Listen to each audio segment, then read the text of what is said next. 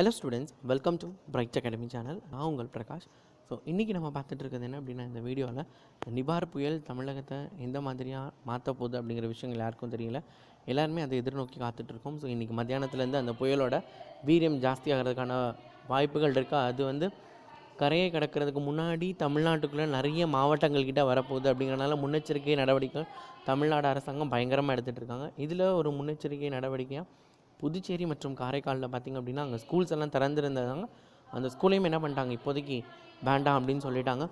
மேலும் தமிழகத்தில் நிறைய மாவட்டங்களில் பள்ளிகளில் ஆன்லைன் கிளாஸஸ் முதற்கொண்டு இல்லை அப்படின்னு சொல்லியிருக்காங்க. அரசாங்கமும் அதுக்கு வலியுறுத்துகிறாங்க, ஆன்லைன் வகுப்புகள் இப்போதைக்கு வேண்டாம், இந்த ஒரு 2 நாளைக்கு ஸ்டாப் பண்ணுங்கள் அப்படிங்கிறத சொல்லியிருக்காங்க.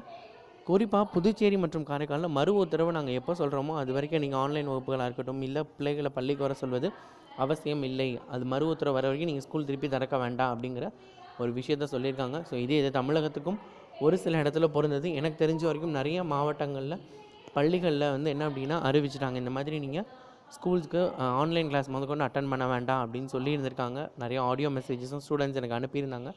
அந்த மாதிரி விஷயங்கள் இருக்கனால ஸோ ஆன்லைன் கிளாஸஸ்க்கெலாம் என்ன பண்ணியிருக்காங்க, இப்போதைக்கு அவங்க எக்ஸ்கியூஸ் கொடுத்துருக்காங்க அப்படிங்கிற விஷயத்தை நீங்கள் தெரிஞ்சுக்கோங்க. உங்களுக்கு இந்த இன்ஃபர்மேஷன் சொல்லணும் அப்படிங்கிறக்காக இந்த வீடியோ மேக் பண்ணோம். மறக்காமல் நம்ம சேனலை சப்ஸ்கிரைப் பண்ணிக்கோங்க. கூடவே உங்கள் ஃப்ரெண்ட்ஸ் எல்லாருக்கும் இந்த வீடியோவை ஷேர் பண்ணிவிடுங்க. தேங்க்யூ.